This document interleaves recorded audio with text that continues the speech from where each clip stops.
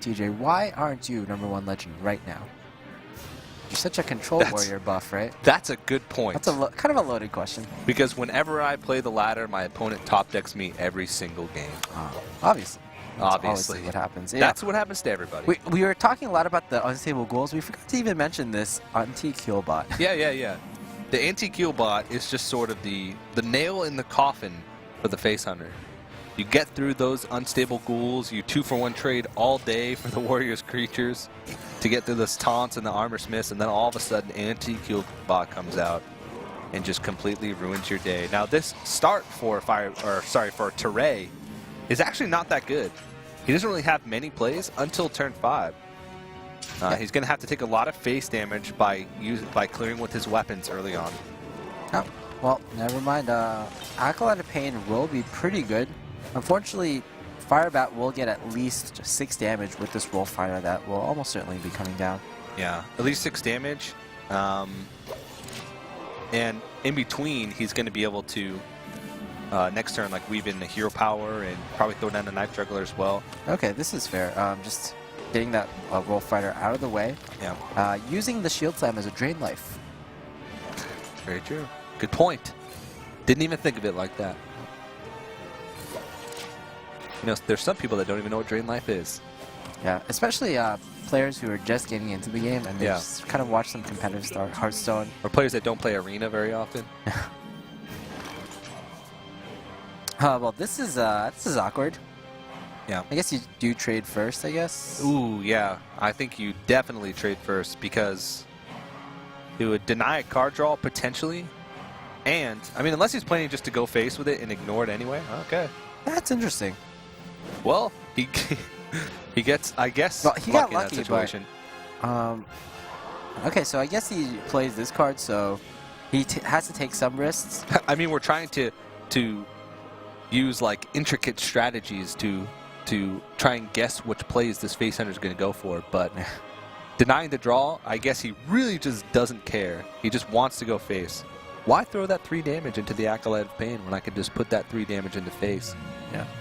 So, yeah, Firebat was kind of taking somewhat of a risk, hoping that Tarei wouldn't have removal, which is very likely because Tarei's been hard-pressed to throw any removal down the last few turns. Anti-kill bot?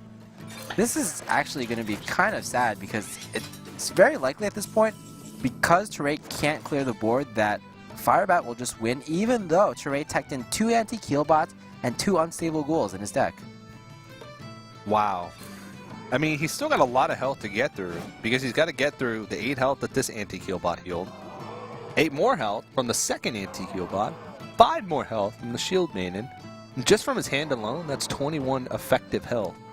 That doesn't even include the amount of health that he's going to get from just straight up armoring up. But again, probably still going to win just because of the sheer amount of damage that he had in his hand. Oh, look at Firebat's face. He's like, oh, you run that card. Cool. Yeah, Firebat's has been pretty fed up with the anti-hunter. Pretty much the anti-Firebat lineup text that we've seen so far. Yeah, this is going to be slightly unfortunate for Firebat. Kind of drawing. These are the 3 cards you don't want to draw at this point because you can't really activate the kill command. And if you don't use the kill command here, you won't be able to activate one of your quick shots at least. Yeah, so he's going to be able to gain 7 health next turn and take 3 off the board.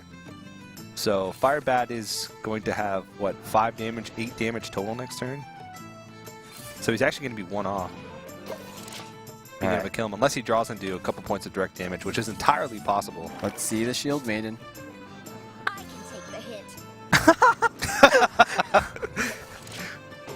I love Firebat's reactions. Yeah, and he actually, since he draws into Shield Slam, he's able to clear everything off the board, so he's going to have to play from hand. Glaivezuka is probably not as much direct damage as he's want, but at least he's going to be able to get the secondary effect from Quick Shot. Well, actually, that's just game. Yeah. Okay, yeah, that's lethal. Well, so despite 2 anti-kill bots and a Shield Maiden in this deck, Firebat's still going to take it. He did 56 points of damage. So 30 health. Not including the Ace Hunter is both cancer and healthy. Yeah. Are you pro cancer? And anti-cancer at the same time. How does that even work? It's causing cancer and preemptively curing a different kind of cancer at the same time. I feel like this is like something we'd hear about in House. Yeah. Kind of a riddle. It's lupus. It's always lupus. Alright, so just going through the motions, already a key card in Tarei's hand will be Harrison Jones. And not only that, but Acolyte Pain is dropped down, and there's actually no good answer Ouch. from Firebat. An Unstable Ghoul will be able to come out after that. And he might just, Vise Teacher into Backstab. So this is probably not the ideal play, but it is a play that gives Firebat initiative, and you value initiative more than anything in this matchup. You value getting minions on the board, because that is the only way you win. Using your minions to hit your opponent's face over and over again. The Oil Rogue just doesn't have enough burst damage to burst your opponent out of the game, so you have to just rely on tricks like this. Yeah, the tempo is a big thing. And there's also certain things that he's playing around. He's protecting his Violet Teacher because there's things like he could cool Taskmaster next turn plus Fire War Axe to be able to draw 2 cards from the Acolyte, which he would draw anyway, and be able to clear off the Violet Teacher. So if you think about it, by leaving the Acolyte of Pain up for another turn, it's likely that he's going to get a second draw out of it anyway. This way, you're the one who's sort of dictating the pace of the game. Yeah, throwing away a Backstab here because he really values the health on the Violet Teacher. Just even though it still dies to Death Spite, Firebat can make the call that, okay, my opponent probably doesn't have Death Spite, or he probably would have used it in the previous turn. Yeah. And he can't really play around Fire War Axe plus Cruel Taskmaster, to be honest. That's something that your opponent has to have both those cards exactly. Yeah. Oh, Execute. That's a good one. You know what? I agree with you. That is a good one. Now, if Tarei has choices and more choices. Well, I wonder what Tarei cut from this deck. Maybe the Sludge Belchers? it's possible. Yeah, that the anti-kill bots are in place of Sludge Belchers? Yeah, it's very possible. I don't believe we've seen Sludge Belchers yet, right? Not that I can remember.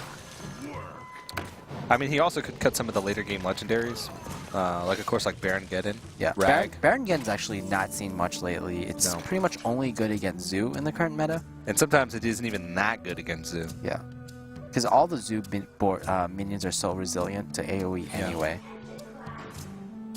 And a lot of times on turn 7, if all you're doing is playing a big threat like that that also damages yourself, unless you're clearing off pretty much the entire board, it's too slow to play. Then again, he also has Ysera. Oh, that hurts. So, yeah, Firebat values the minions so much that he actually uses his 3-point dagger to clear a 2-1 Cruel Taskmaster. Yep. A little unfortunate here. Yeah, no preps to be able to leverage for that sprint. So when you're spending an entire turn just daggering up, especially when you have a Violet Teacher on the board, I mean, is that a tell to Tarei saying, hey, his hand is terrible, most likely clogged with sprints or heavier creatures like Dr. Boom? Yeah. Does that make you play any certainly. different? Maybe like, I mean, if, okay, there's the Sludge Belcher, okay. So, the thing is, if it's your opponent's hand is clogged with sprints, that means, okay, I can just play more freely on this turn. But I don't think the play would have changed any other way. Yeah. Still, nothing looks good here except sprint. Yeah. See if you can draw into a prep here. Oh, there it is. I don't think he can really do anything with this prep besides Eviscerate. So he's actually just going to save for next turn. Then you might as well. Oh, 2 Brawls? What the heck? 2 Brawls. Probably 1 Sludge Belcher, I'm guessing. There's also, most Control Warrior lists now include like a Piloted Shredder or 2. Yeah, so I guess he isn't playing the Piloted Shredder. You know what? He probably isn't playing a BGH. It's almost possible, certainly a cut. So if you cut BGH and you cut Ragnaros and you cut Baron Geddon, I feel like those are the 3 cuts. But to cut those 3 cards, he added in a Ysera. Busted! Is that Magic Gaming?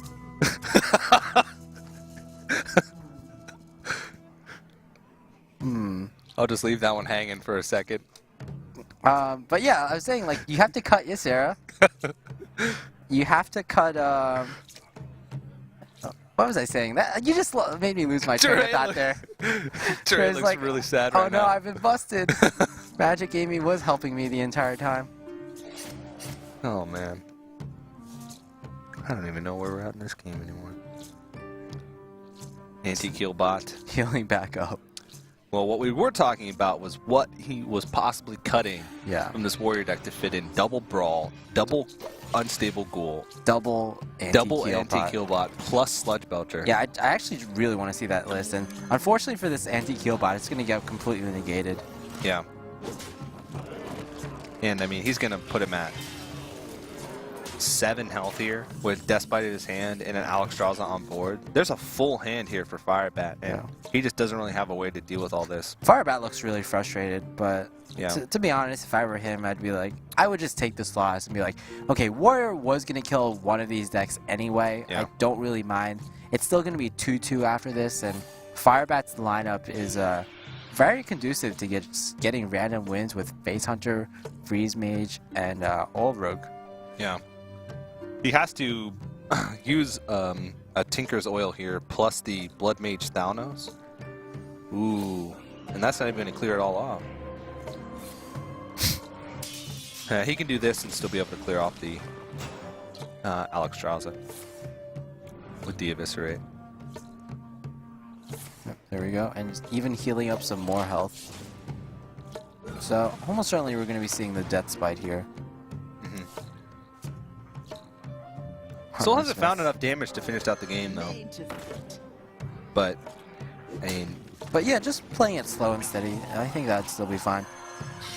If it weren't for this Harrison Jones, actually, Tarei's hand would actually be pretty bad.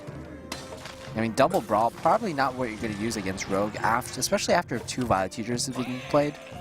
But it's going to be this Harrison Jones that's going to keep Firebat in this game. In the long run, but to be honest, I don't think he's thinking about the long run right now, because there's no way for Firebat to deal with this board effectively, and that's going to mean it's almost certainly going to be close to lethal in the next 2 turns. Yep. Not the greatest Emperor Thorsan value, but I mean, even if you're just reducing the cost of 3 cards, that's basically stronger than an Innervate.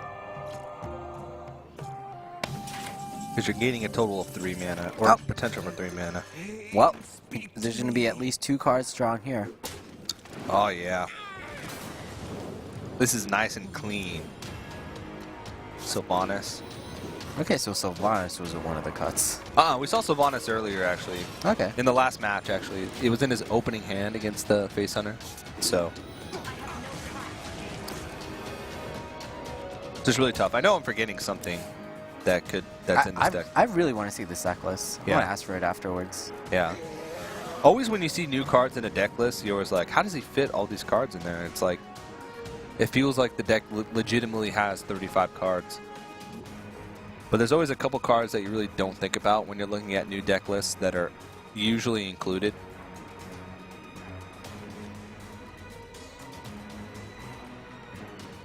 He needed to draw that card, but now he can't really leverage the Tinker Sharpshooter Oil because he doesn't want to get anything stolen. And unfortunately, that's actually not going to be game yet. Yeah, it's going to take him a little bit. That's kind of funny. But he's got quite a few outs here. He's got Grom Hellscream. Oh, Fire War Axe. Well, does he have Grom Hellscream? We haven't seen that card yet. Oh, yeah, that's very true.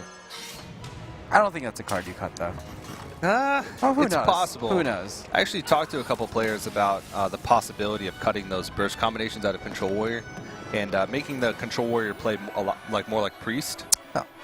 Get like card draw earlier on. If they can't like block a lot of the burst damage that a Rose can put out earlier on, then sometimes they can just get bursted down, get their block popped a lot earlier. And if a Freeze Mage is forced to play defensive for the large majority of the game, a lot of times they won't find time to be able to piece together damage to win the game.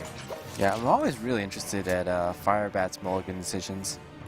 They kind of sometimes they go against what's generally accepted. For example, this turn or this game, he kept Oil and Blood Mage Thalnos. I can kind of understand the Oil because you want to get that damage in early on.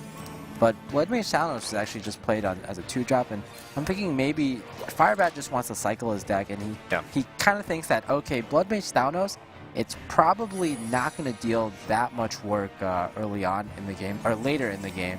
I'm probably not going to use the spell power that much, so might as well cycle it. He usually keeps oil when he plays the oil rogue. In the control matchups, right? In control matchups, yeah. Because it's like the card that, the single card that does the most damage.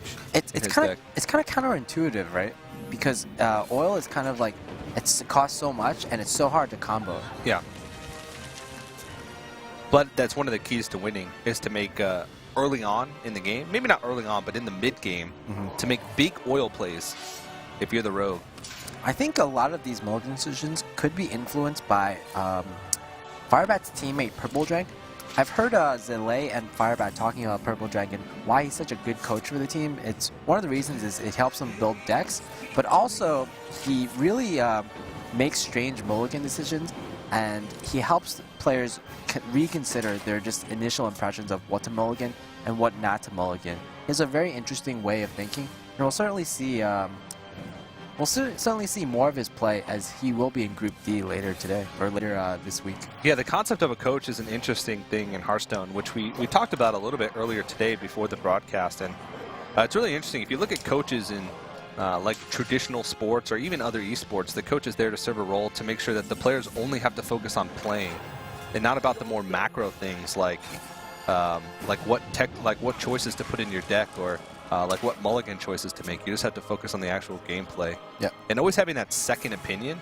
Firebat always said, I mean, even if you go back to a lot of his victories last year, even with the BlizzCon World Championships, he always credits other people with his victories. Yeah. Because he gets so much help from outside just his own opinions with deck building. And Purple Drank is one of the people, even before they both joined Team Archon, that was always on the top of that list of players that helped. Yeah, one of Firebat's biggest strengths is not even in his deck building or in his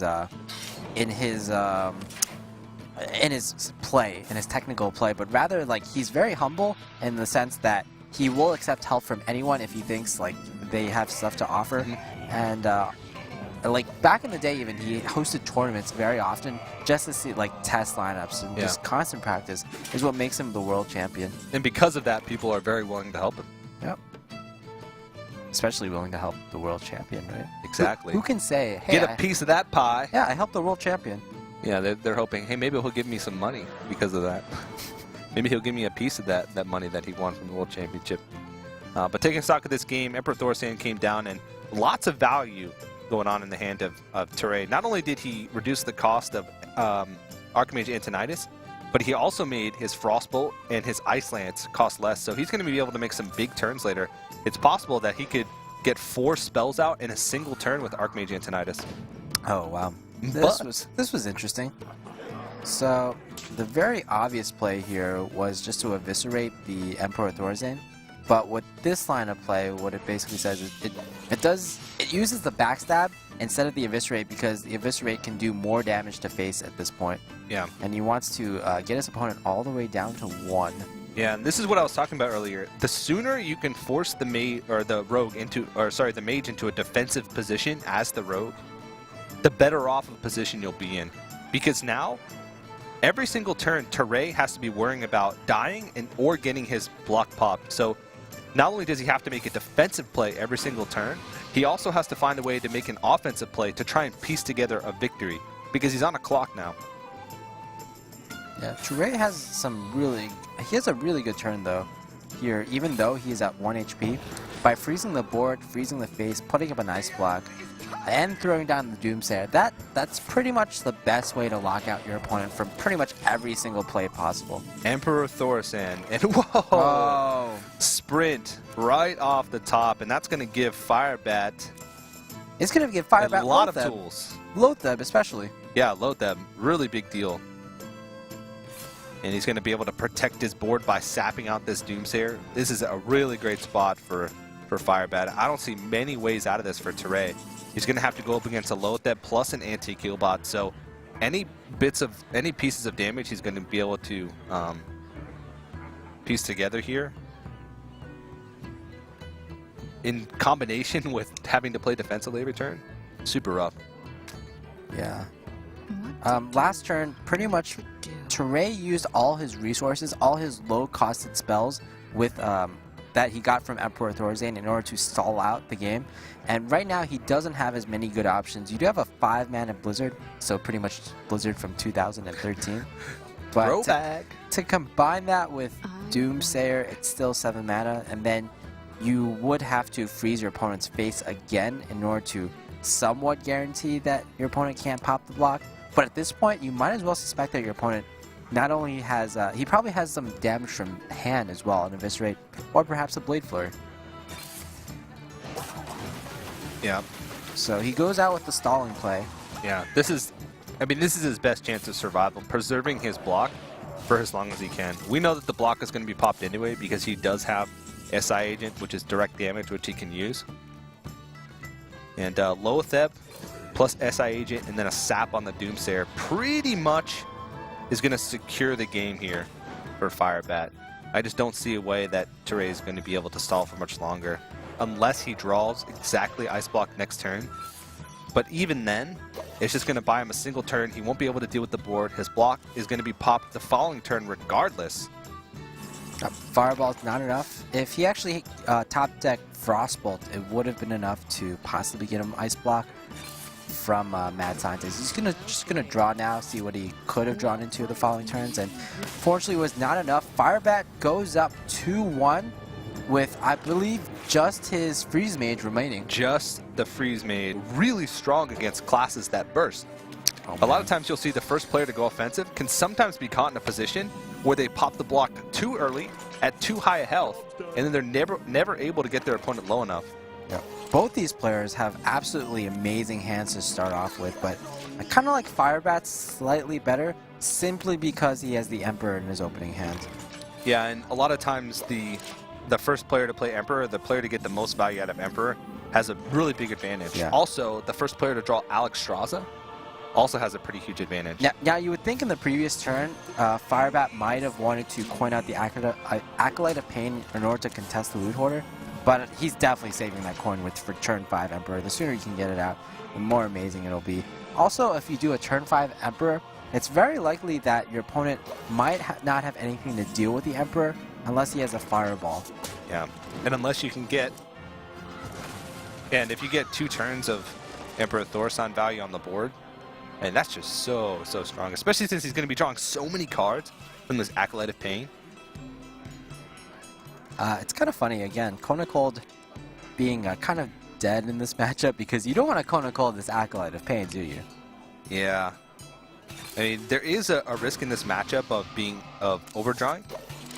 And sometimes, especially if you play Acolyte of Pain later in the game when you have fuller hands, especially in the Freeze Mage Mirror, a lot of times you can be susceptible to being milled out of cards, which is really dangerous in this matchup because if you mill something important, like one of your pieces of burn, where a card like Alexstrasza or Emperor Thorsan, a lot of times that could be the end of the match right there. So you have to really be wary of your card count in this matchup. Now this is actually a turn where, like we mentioned, it could just be a throwaway turn where you just Kona Cold the Doomsayer, just to throw away that card away. If he doesn't draw anything here, like, okay, Ice Lance is useless, so I think we're probably going to be seeing that Kona Cold. Yeah, he has to, because he doesn't really... No other card makes much sense to be played here. And he was at 10 cards, so he had to throw away something or risk being, again, milled a all-important card next turn. Well, this might... Okay, Ice Barrier is the secret. Now Thank you, Spectator. Yeah, it's the power of Spectator mode. Firebat, he was considering... He had planned to Emperor Thorazane the previous turn, but I think he's considering just the Acolyte plus Ping in order to get even more value from the Emperor. Yeah, also, being able to save that coin for Archmage Antonidas. Yes, it's also a very good is point. You're basically turning the coin into a fireball and opening up opportunities to get even more fireballs because you're opening up another mana to be able to use more spells. Oh, this is huge. Look how much he's got, so much burn in his hand already from it, plus the Alexstrasza. So Alexstrasza can come out a turn earlier. Yeah. The key actually is those Ice Lances. Reducing Ice Lances down to 0 is so amazing. Usually with Archmage Antonidas, but even just now with from the lone Ice Lances, how much damage does actually Tarei have in one turn? He has a possibility of 7, 8, 9, 10, 11. He has 21 damage on turn 10 with the Pyroblast. Pyroblast, Frostbolt, Ice Lance, Ice Lance. Yep. Looks like he is just going to throw out the Blood Mage Thanos here for some draw. And he hesitated slightly, probably just counting his cards, making sure that once he draws this card from the Blood Mage that he's not going to overdraw the following turn. So, Firebat's decision not to play the Emperor on turn 5, where he could have coined it out, might be hurting him now, because he played. Now the Emperor is on the board, but he gets it much later than he would have liked. Yeah. Alexstrasza, because of that, because of the more defensive play that Firebat did by Acolyte and then pinging on turn 5, it allowed Tarei to actually get the Emperor, in which after that, Firebat was forced to go on the defensive and just try to clear that. So this basically allowed Tarei to play the Alexstrasza, which Firebat is going to have somewhat of a hard time dealing with. Yeah, he does have an Ice Barrier up, so that'll basically be able to absorb at least one hit from Alexstrasza to face. But he also wants to be able to protect this Emperor Thorsane, because this could be the key. And he's actually deciding here whether or not he wants to attack to try and check for that Ice Barrier, because he doesn't really want to allow Tarei to gain health at this point in the game. You know what? Actually, this game might just be over. Simply because Tarei will be able to pop the first Ice Block. Back in like the old Freeze Mage days, when like everything was unnerfed, like Blizzard was 5, Frost Nova was 2. It was all about who could pop the first Ice Block.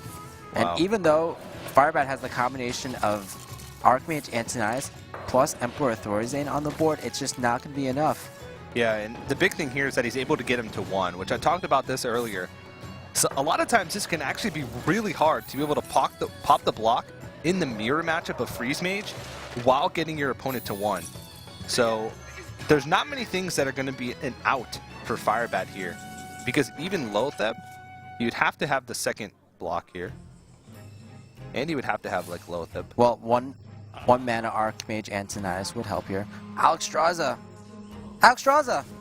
That's the perfect card. Yeah, exactly, because again, like I said, Burst is so hard to piece together. Like, he's got so many fireballs. It's almost irrelevant at that point. And he's used so much burn already. He doesn't have Archmage Antonius to refill his hand. He's actually going to trade both. He's going to trade both these in.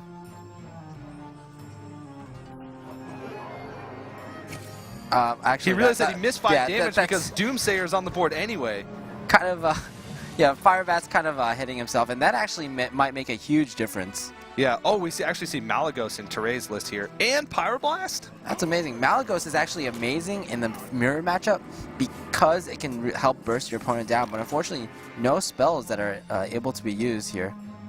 Yeah. And again, Firebat, this he would have to pop.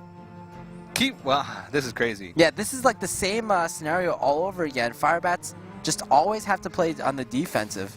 Yeah, you can see Firebat, I think, is still upset about himself for that misplay last turn.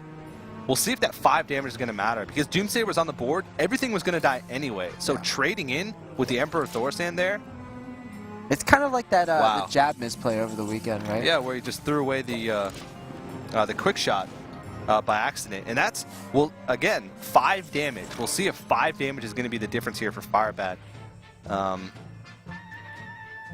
But Tarei still has to piece together burst. Yeah, 5 damage is actually somewhat going to matter, because now Firebat he'll still be able to pop, but he would have been able to put him to 1 here. If he had gotten that 5 damage in, he would be at 1 health, and then he would be able to just ping off for the extra damage. Now he's going to have to leave him at 6 when he pops the block, which could be a little bit of a liability. Yeah, go ahead. I was going to say, he does have a lot of burst in his hand. He does have 6 damage, but there's a second ice block. Yeah, like I said, popping the first ice block is just like the most important thing in this matchup. And I was saying that Okay, Tarei was probably going to be able to pop the first ice block, but that was before Firebat drew the Alexstrasza, and that just turned the matchup completely around. Yeah. Wow. He's going to use Pyroblast to pop the block just so he has like damage that he can spread out across the turns. That's the second block popped, and I don't think Tarei has any way to keep himself in this game. Because I missed it. Come on. No. Fireball is not going to do it. I think that might be it. Yeah, I think that's it. I think Firebat is going to take the series 3-1. Wow. Move on to the WCA America Finals. The Alexstrasza coming in so clutch for Firebat, and despite a slight misplay with the Emperor Thorsan not throwing it into face, the 5 damage is not going to matter. And Firebat is going to throw the fireball, throws his hands up in the air. He knows. He's like, I just booked a trip to California and maybe even to China. So, of course, Firebat is going to be your winner of this